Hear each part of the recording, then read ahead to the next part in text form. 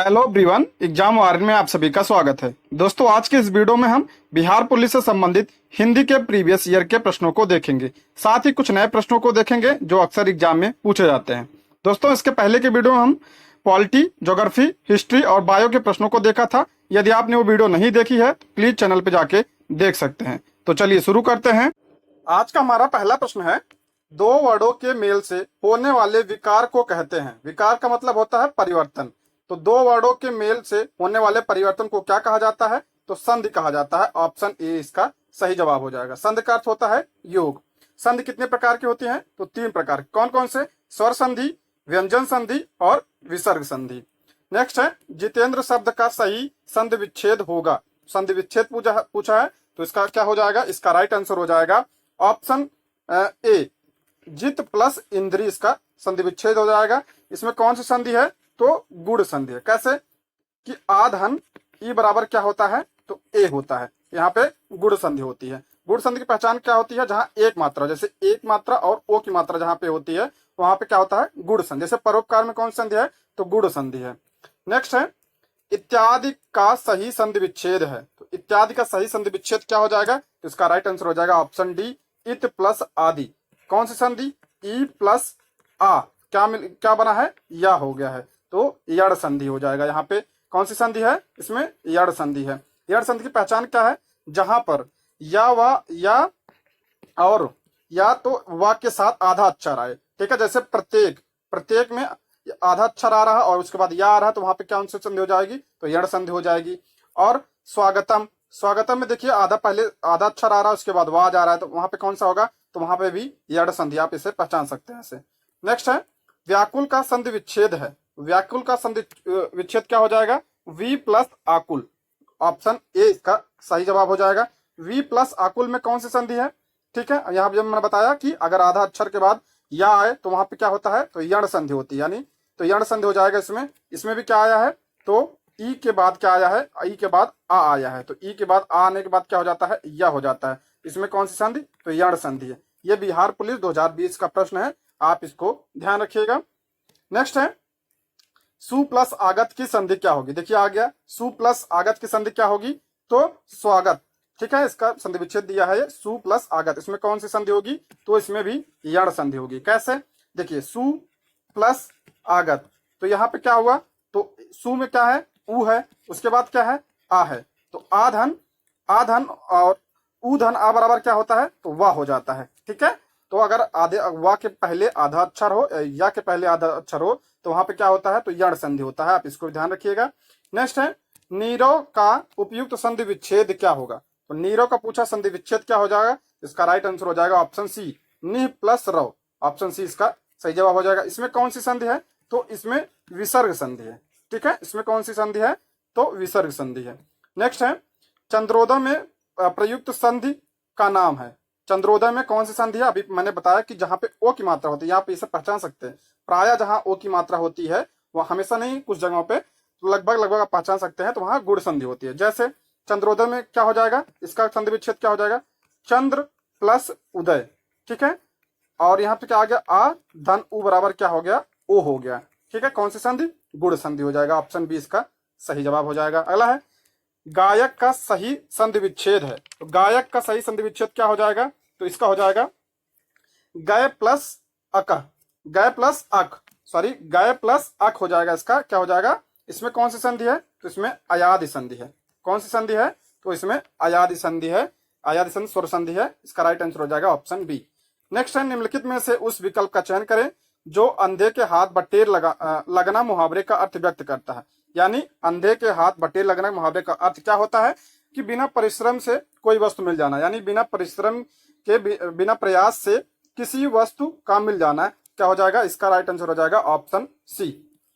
अगला प्रश्न है, भागीरथ प्रयास मुहावरे के लिए उचित चयन कीजिए। भागीरथ कौन थे? ऋषि थे, उन्होंने तपस्या की थी।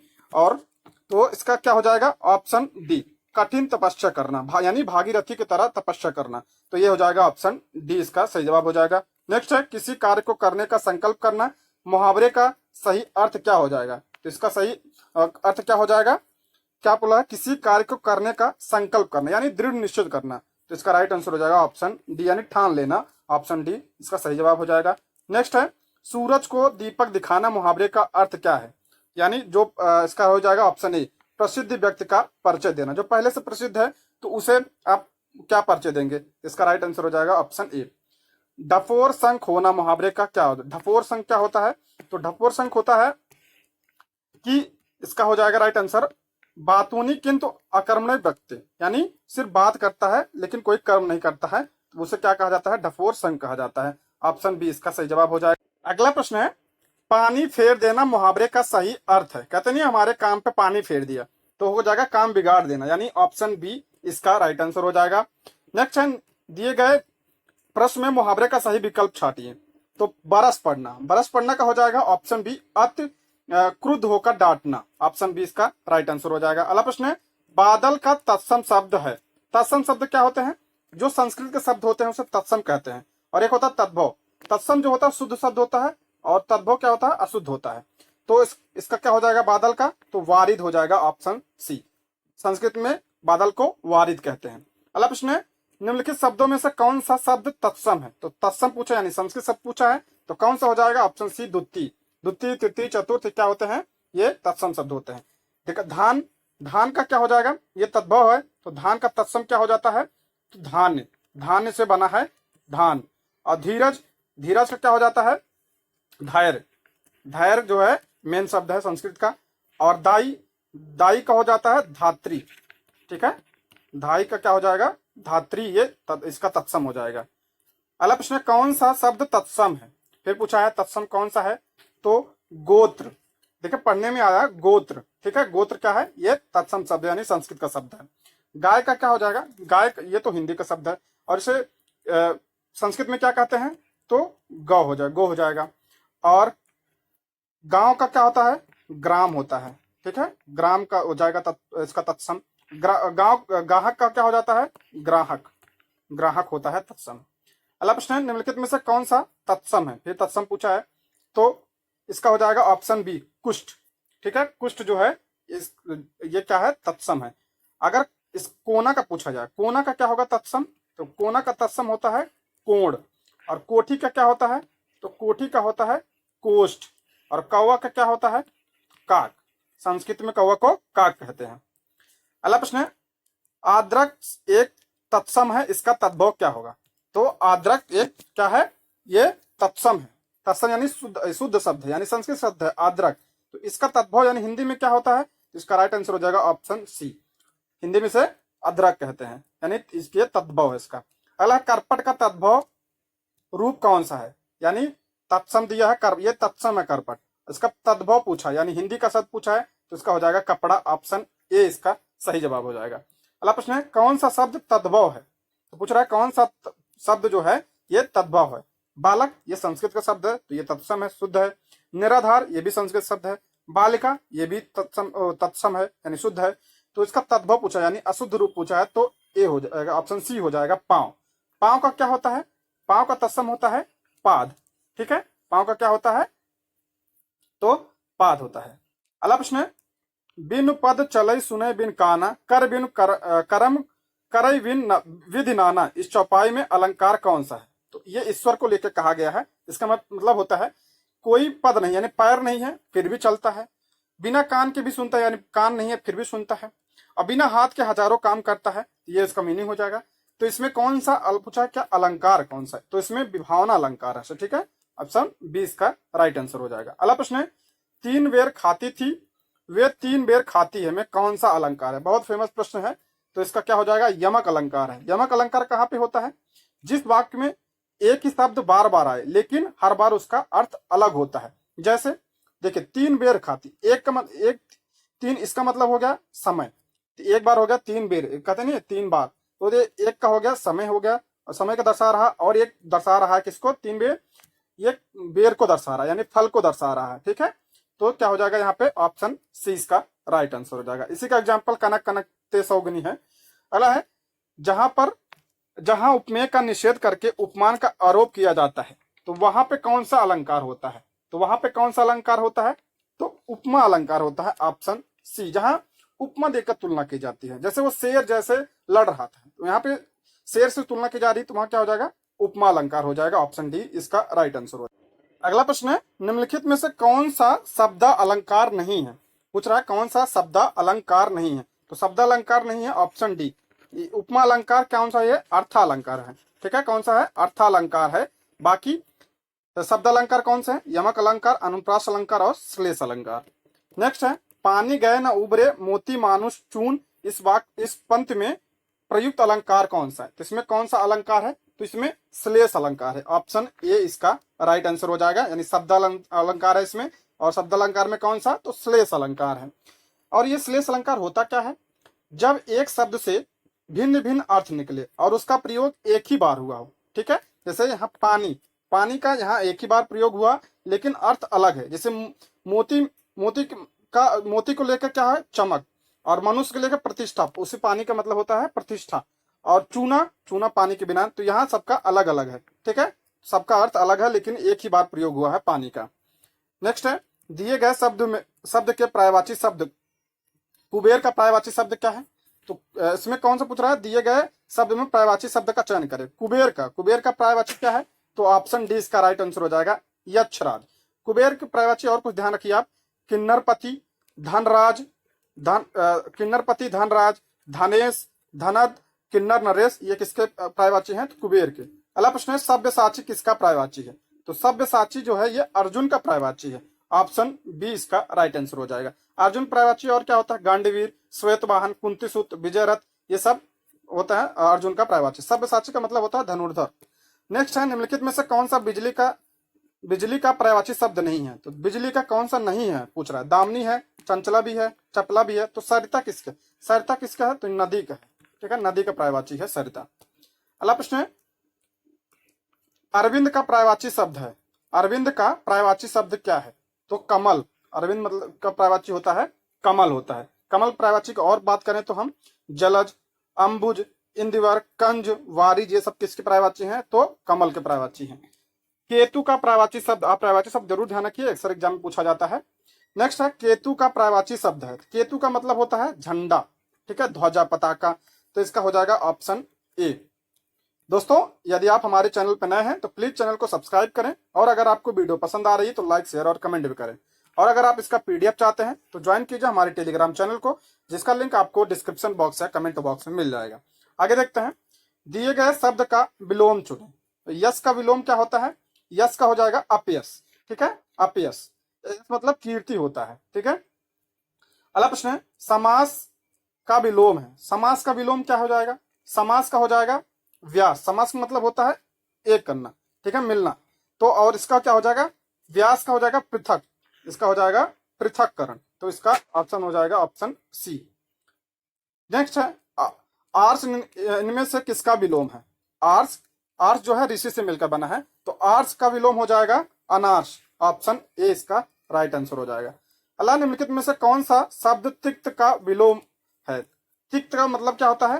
तीखा। तिक्त का मतलब होता है तीखा। तो तीखा का विलोम क्या हो जाएगा? मीठा। Option B.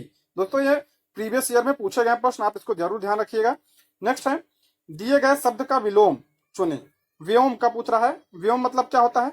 व्योम मतलब होता है आकाश। ठीक है, आकाश का विलोम क्या हो जाएगा? तो आकाश का विलोम हो जाएगा धारा। धारा मतलब पृथ्वी। ठीक है, पृथ्वी। अगला प्रश्न है, देशभक्ति पद में समास है। तो देशभक्ति में कौन सा समास है? इसका समास विग्रह करेंगे, क्या होगा? देश के लिए भक्ति, यानी इसमें कौन सा हो जाएगा? तत्पुरुष समास हो जाएगा। इसमें विभक्ति का, जैसे जिसका उत्तर पद प्रधान होता है विभक्ति का लोप होता है, यानी विभक्ति आई इसमें के लिए, तो ये कहाँ हो जाएगा? तो तत्पुरुष समास हो जाएगा। अगला प्रश्न है, यथाशक्ति में कौन सा समास है? तो यथाशक्ति में कौन सा समास है? तो इसमें यथा जो है ये अव्यय है, तो अव्ययी समास हो जाएगा। ऑप्शन बी इसका राइट आंसर हो जाएगा। नवग्रह शब्द का समास भेद बताइए। तो नवग्रह शब्द में कौन सा समास है? तो नवग्रह शब्द में देखिए, अगर संख्या आए, अगर पहले संख्या आता है तो वहां पे क्या होता है? द्विगु समास होता है। ऑप्शन सी इसका राइट आंसर हो जाएगा, द्विगु समास। अगला प्रश्न है, पीताम्बर का किस प्रकार विग्रह करने पर बहुब्रीहि समास होगा? यानी पीताम्बर का किस प्रकार विग्रह करने पर यह बहुब्रीहि समास कहलाएगा? बहुब्रीहि समास तो इसका हो जाएगा, पीला है अंबर जिसका, यानी गणेश, यानी बहुब्री क्या होता है, वो नाम ना लेके एक अन्य नाम लिया जाता है। जैसे पीला है अंबर यानी गणेश, इसमें क्या हो जाएगा, ऑप्शन बी इसका। कपड़ा नहीं हो पा, क्योंकि पीत और अंबर से बना है, यहाँ पीत और अंबर होना चाहिए, आप उसको परिवर्तन नहीं कर सकते। ठीक है, नेक्स्ट है, दो या दो से अधिक शब्दों से मिलकर बने हुए नए सार्थक शब्द को क्या कहा जाता है। तो या दो या दो से अधिक नए सार्थक शब्द को क्या कहते हैं, तो इसे समास कहते हैं, यानी दो या दो से अधिक। अगला प्रश्न है, अव्ययी भाव समास का एक उदाहरण यथाशक्ति का सही विग्रह क्या है। अभी पूछा है तो यथाशक्ति में कौन सा समास था, तो अव्ययी भाव समास था। अब इसका पूछा है विग्रह का क्या हो जाएगा, तो इसका विग्रह हो जाएगा शक्ति के अनुसार, ऑप्शन सी इसका राइट आंसर हो जाएगा। अगला प्रश्न है, उपसर्ग का प्रयोग होता है, उपसर्ग का प्रयोग कहां पे होता है, तो शब्द के पहले होता है, आप सभी को पता है, ऑप्शन ए इसका राइट आंसर हो जाएगा, यानी उपसर्ग के पहले, आदि मतलब पहले। और अगर पूछा जाए कि प्रत्यय का कहां पे होता है, तो शब्द के जो है अंत में प्रयोग होता है प्रत्यय का। अलग किस शब्द में उपसर्ग का प्रयोग हुआ है, तो किसमें शब्द उपसर्ग का प्रयोग हुआ है, देख लेते हैं। उपकार में, इसमें उप प्रत्यय का प्रयोग, उपसर्ग का प्रयोग हुआ है।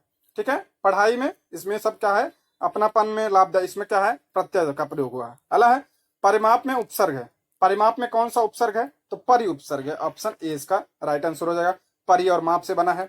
अगला प्रश्न है, किस शब्द में उपसर्ग नहीं है, पूछ रहा है किसमें उपसर्ग नहीं है, और 47 है, तो इसका हो जाएगा ओढ़ना, ऑप्शन डी, ओढ़ना में ना प्रत्यय है। ठीक है, इसमें प्रत्यय जुड़ा है।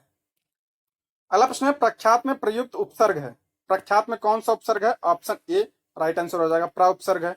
अगला प्रश्न, अमावट में प्रत्यय है, अमावट में कौन सा प्रत्यय है, तो आवट प्रत्यय है, ये पीछे जुड़ता है, ऑप्शन सी इसका राइट आंसर हो जाएगा। अगला प्रश्न है, हिंदी में कृत प्रत्ययों की संख्या कितनी है, तो हिंदी में कृत प्रत्ययों की संख्या 28 है। अगला है, निम्न में से कौन सा शब्द कृदंत प्रत्यय से बना है, तो कृदंत प्रत्यय से कौन बना है, क्रिया से बना है, तो बिकाऊ, बिकना क्या होता है, क्रिया होता है, तो इसी से बना है बिकाऊ।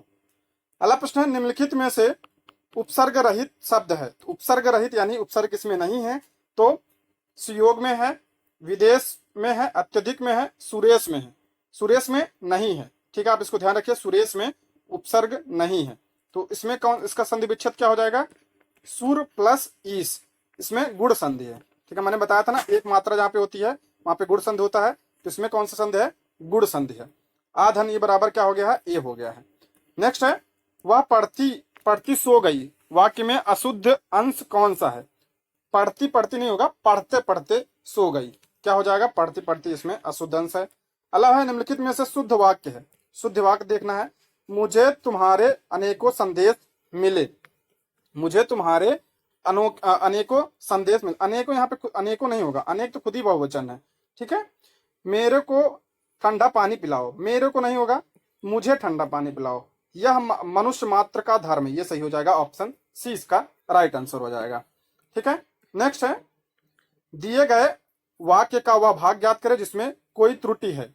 हम जानते हैं कि परिश्रम का फल सदा ही मीठा होती है, त्रुटि ज्ञात करना है, तो मीठी क्या होता है, मीठी होती लिखा है यहाँ पे, तो क्या होता है, मीठा होता है। ठीक है, यहाँ पे होगा ऑप्शन सी, हम जानते हैं कि परिश्रम का फल सदैव मीठा होता है। अगला प्रश्न है, निम्नलिखित में वाक्य के शुद्ध रूप का चयन कीजिए, फिर इसमें भी शुद्ध देखना है। सीता की चरित्र अच्छा है, सीता की चरित्र अच्छा नहीं, सीता का चरित्र होना चाहिए। ठीक है, सीता का चरित्र अच्छा है, तो ऑप्शन डी इसका राइट आंसर हो जाए। अगला प्रश्न है, वाक्य के अशुद्ध भाग का चयन कीजिए। मैं आज सुबह आपके घर गया था किंतु तुम घर पर नहीं मिले। ध्यान रखिए, आप अगर किसी को अगर आज्ञावाचक शब्द प्रयोग करें, से मैं आज सुबह आपके, यहाँ आपका प्रयोग हुआ है ना, किंतु तुम, यहाँ पे तुम थोड़ी ना, एक बार आप लगाओगे एक बार तुम थोड़ी लगाओगे, यहाँ पे भी नहीं होगा। ठीक है, तो यही गलत हो जाएगा, मैं आज सुबह आपके घर गया था किंतु आप घर पर नहीं थे, ऐसा होगा। ठीक है, इसका क्या हो जाएगा, इसका राइट आंसर हो जाएगा किंतु तुम घर, ऑप्शन सी इसका तुम नहीं होगा यहाँ पे। अगला प्रश्न है, निम्नलिखित में से वाक्य के शुद्ध रूप का चयन करें, फिर वही है, पिछले सोमवार को स्कूल बंद है। देखिए, अब पिछला, जब इसमें भूतकाल की बात हो रही है तो है आएगा ही नहीं। ठीक है, पिछले सोमवार को स्कूल बंद रहेगा, ये तो भविष्य काल की बात कर रहा है, पिछले सोमवार को स्कूल बंद होता है, ये भी गलत हो जाएगा, पिछले सोमवार को स्कूल बंद था, ये सही है, भूतकाल की बात कर रहा है, तो ऑप्शन डी इसका राइट आंसर हो जाएगा। अगला प्रश्न है, में विभक्ति किस कारक का विभक्ति है? तो कारक कितने हैं, कौन कौन से हैं आप बताइए। कर्ता ने, आप, मैं बोल रहा हूं आप रिपीट करिए। कर्ता का क्या होता है विभक्ति ने, कर्म का क्या होता है को, करण से संप्रदान के लिए, अपादान से अलग होने के संबंध में, और उसके बाद क्या है संबंध का के री रारी, अधिकरण में पर के ऊपर, और संबोधन हे अरे ओ, ये क्या है कारक है। तो में किस में आ रहा है, तो अधिकरण में आ रहा है, तो अधिकरण कारक हो जाएगा ऑप्शन बी इसका करेक्ट टर्म। अगला है, मैं बालकनी में बैठा था, वाक्य में कौन सा कारक है? मैं बालकनी में बैठा था, इसमें कौन सा कारक है? देखिए इसमें बालकनी में आया है, तो क्या हो जाएगा अधिकरण कारक हो जाएगा। अगला प्रश्न है, वृक्ष से पत्ता गिरता है, वाक्य में कौन सा कारक है? देखिए से जो होता है ये दो कारक में आता है, एक तो करण में आता है, करण में से आता है, इसका मतलब होता है जहां के साथ होता है, ठीक है, जहां साथ की बात होता है। जैसे कि वह पेन, मतलब मैं पेन से लिखता हूं, ठीक है, पेन से यहाँ लिखने का काम पेन से हो रहा है, यानी साथ साथ हो रहा है, तो क्या होगा यहाँ पे, वहां पे करण होगा। लेकिन यहाँ वृक्ष से पत्ता गिरता है, यहाँ अलग होने की बात हो रही है, ठीक है, तो जहां पे अलग होने का होता है से का मतलब वहां पे अपादान कारक होता है, अपादान होता है। ऑप्शन सी इसका राइट आंसर हो जाएगा, ये अक्सर एग्जाम में पूछा जाता है ये। अगला प्रश्न है, चाकू से काटता है, वाक्य में कौन सा कारक है? देखिए यहाँ पे फिर से आया, लेकिन यहाँ पे चाकू से काटता है, यहाँ पे साथ मिलकर बात हो रही है, तो इसका हो जाएगा ऑप्शन बी, यहाँ पे करण होगा, यहाँ पे अलग होने की बात नहीं हो रही है। अगला प्रश्न है, छात्र कक्षा में निबंध लिखता है, वाक्य में प्रयुक्त कारक है। छात्र कक्षा में, फिर देखिए कक्षा में, तो इसमें आ गया कौन सा अधिकरण कारक, ठीक, जहां में पर के ऊपर आए वहां पे क्या होता है अधिकरण होता है। अपमानित होना नाम बोधक क्रिया किसके संयोग से बनी है?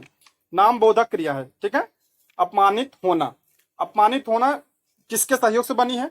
तो ये अपमानित क्या है, अपमानित एक विशेषण है, और होना क्या है क्रिया है, तो किससे बना है, तो विशेषण और क्रिया से। ऑप्शन बी इसका राइट आंसर हो जाएगा। नेक्स्ट है, अपूर्ण क्रिया भेद है, अपूर्ण क्रिया भेद है कौन सा है? तो ये देखिए अकर्मक और सकर्मक दोनों में, ऑप्शन ए इसका राइट आंसर हो जाएगा। देखिए क्रिया दो टाइप की होती है, एक तो अकर्मक होती है और एक सकर्मक होती है। अकर्मक में कर्म होता है और सकर्मक में क्या होता है, सॉरी सकर्मक में कर्म होता है और कर्मक में कर्म की आवश्यकता नहीं होती है, लेकिन दोनों में भी अपूर्ण होता है, ठीक है, दोनों में अपूर्ण क्रिया होती है, तो इसका राइट आंसर हो जाएगा ऑप्शन ए। अगला प्रश्न, निशांत दौड़ रहा था, वाक्य में कौन सी क्रिया है? निशांत दौड़ रहा था पूछ रहा है, वाक्य में कौन सी क्रिया है? तो इसमें हो जाएगा अकर्मक क्रिया, ऑप्शन सी इसका राइट आंसर हो जाएगा। देखिए सकर्मक और अकर्मक क्रिया को कैसे पहचानेंगे, तो सकर्मक में क्या लगाकर अगर आंसर मिल जाता है तो वहां पे सकर्मक, अगर आंसर नहीं मिलता है तो वहां पे नहीं। जैसे निशांत दौड़ रहा है, तो निशांत क्या दौड़ रहा है, तो यहाँ पे कोई नहीं मिल रहा है, तो क्या हो जाएगा यहाँ पे सकर्मक क्रिया हो जाएगा, तो सॉरी अकर्मक क्रिया हो जाएगा, ऑप्शन सी। अगला प्रश्न है, वह खाना खाकर सो गया, इस वाक्य में कौन सी क्रिया है? वह खाना खाकर, देखिए यहाँ पे दो काम हो रहा है, खाना खाकर, पहले खाना खाया उसके बाद फिर सोया, तो यहाँ पूर्वकालिक है, ऑप्शन बी। अगला प्रश्न है, निम्नलिखित में से शुद्ध शब्द है, शुद्ध पूछ रहा है, तो हो जाएगा इसमें कौन सा, ऑप्शन सी इसका राइट आंसर हो जाएगा, दुर्वस्था। दुर्वस्था ये शुद्ध शब्द है, और अनिष्ट जो है ये शुद्ध नहीं होगा, अनिष्ट नहीं टा होगा, यहाँ पे अनिष्ट होता है, ये तदोपरांत नहीं होता, तो तदुपरांत होता है, क्या होता है तदुपरांत होता है। और निरीक्षण, तो निरीक्षण होता है, बड़ी मात्रा होती है, ठीक है। अगला प्रश्न है, इनमें से शुद्ध वर्तनी वाला शब्द कौन सा है? तो इसमें कौन सा शुद्ध है, तो ऑप्शन सी इसका राइट आंसर हो जाएगा, रचयिता जो है ये शुद्ध शब्द है। अगला प्रश्न है, निम्न में से कौन सा अशुद्ध शब्द है?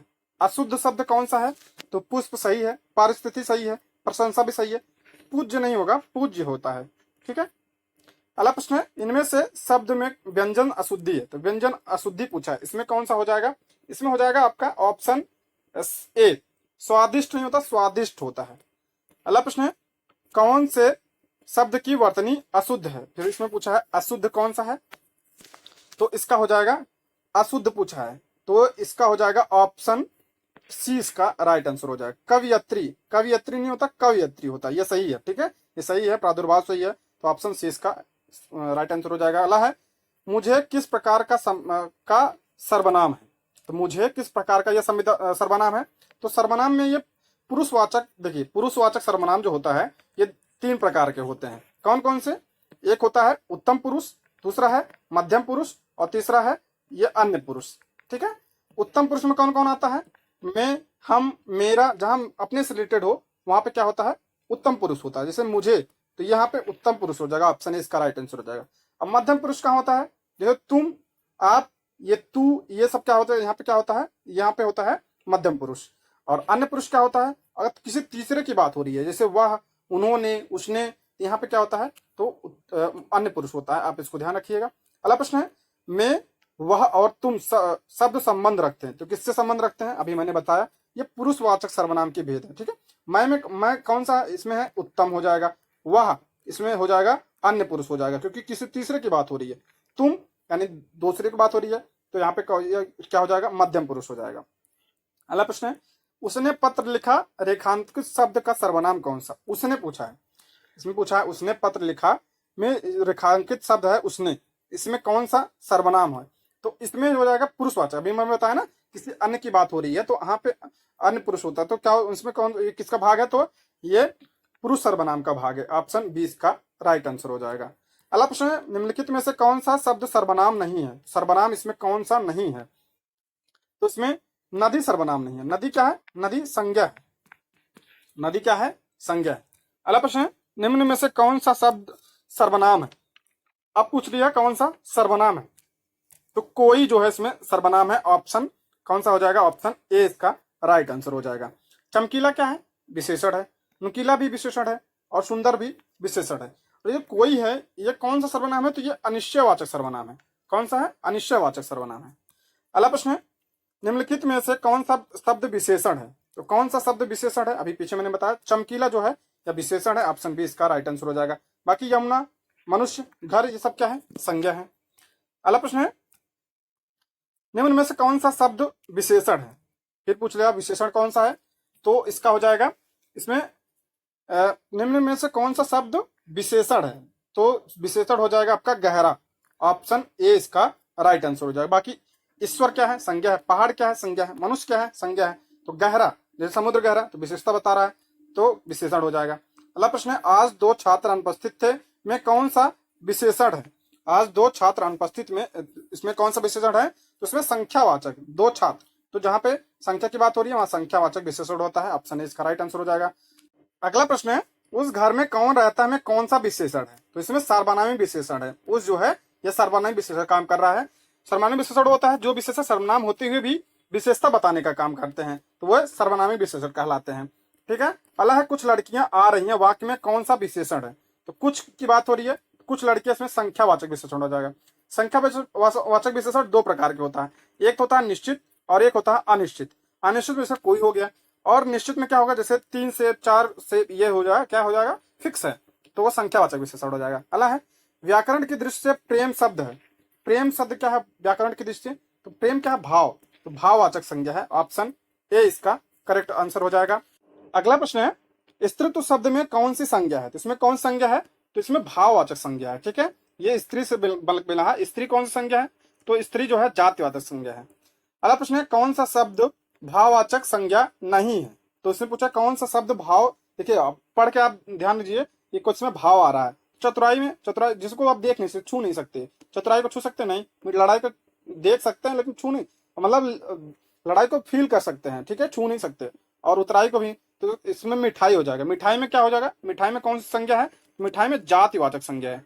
ठीक है, जातिवाचक संज्ञा है, जात का बोध कराता है। अगला प्रश्न है, निम्न शब्दों में से कौन सा शब्द संज्ञा है? इसमें संज्ञा कौन सा है?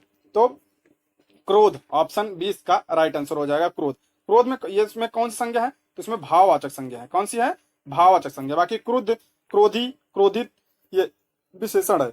अगला प्रश्न है, दाल का बहुवचन है, तो दाल का बहुवचन क्या होता है? दालें। ऑप्शन ए इसका करेक्ट हो जाएगा। नेक्स्ट है, निम्नलिखित में से कौन सा शब्द बहुवचन नहीं है? तो कौन सा शब्द बहुवचन नहीं है? तो बहुवचन इसमें नहीं है, साड़ी। ऑप्शन डी इसका करेक्ट हो जाए। और एक ध्यान रखिए, अक्षत, आंसू और दर्शन ये हमेशा हमेशा बहुवचन के रूप में प्रयोग होते हैं। पूछा जाता है कि नित्य बहुवचन कौन से होते हैं, आप इसको नोट करिएगा। हस्ताक्षर, प्राण, दर्शन, आंसू, बाल, होठ, समाचार, ये सब क्या होते हैं? हमेशा बहुवचन के रूप में प्रयोग होते हैं, इनका एक वचन नहीं होता है। अगला प्रश्न है, छात्र का बहुवचन बनाने के लिए जोड़ा जाएगा। छात्र का अगर बहुवचन बनाना हो तो गण जोड़ा जाता है। ठीक है, और यानी छात्र गण गण हो जाता है। अगला प्रश्न है दर्शन शब्द होता है, तो दर्शन में पीछे में बताया दर्शन शब्द ये बहुवचन तो है लेकिन सदैव बहुवचन होता है, इसका एक वचन नहीं होता, ऑप्शन सी।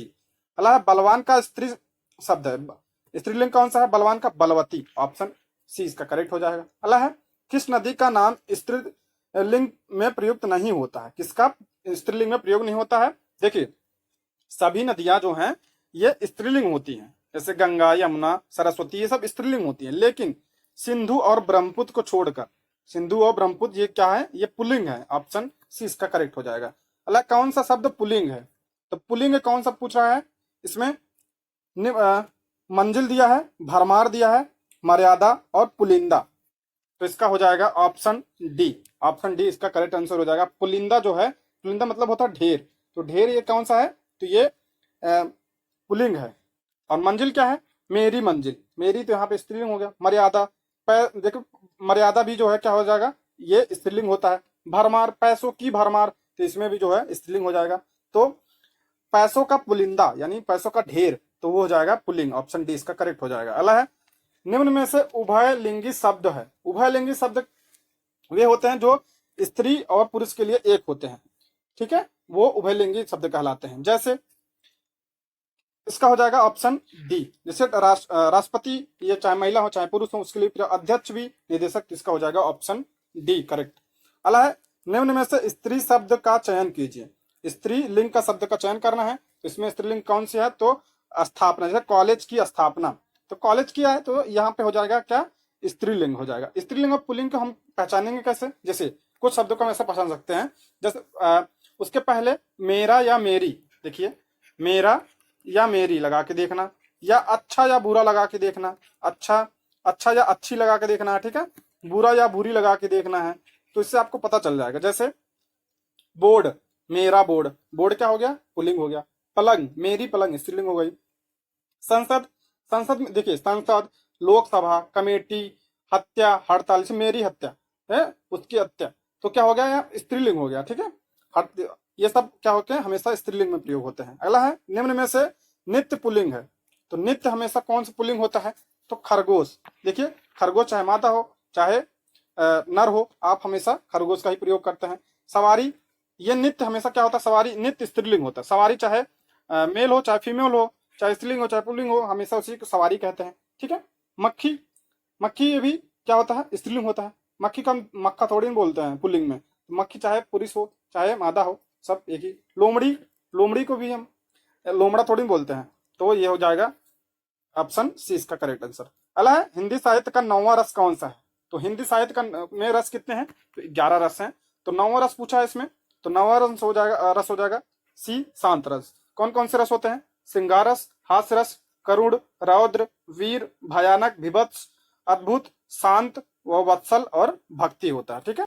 अगला प्रश्न है वीर का अस्थाई भाव क्या होता है, वीर का अस्थाई भाव क्या होता है, उत्साह, ऑप्शन बी इसका करेक्ट आंसर हो जाएगा। जैसे देखिए मैं बता दे रहा हूं, श्रृंगार का क्या होता है, श्रृंगार का होता है रति, क्या होता है, श्रृंगार का क्या होता है, रति होता है। हास्य किसका होता है, तो हास्य होता है हास रस का।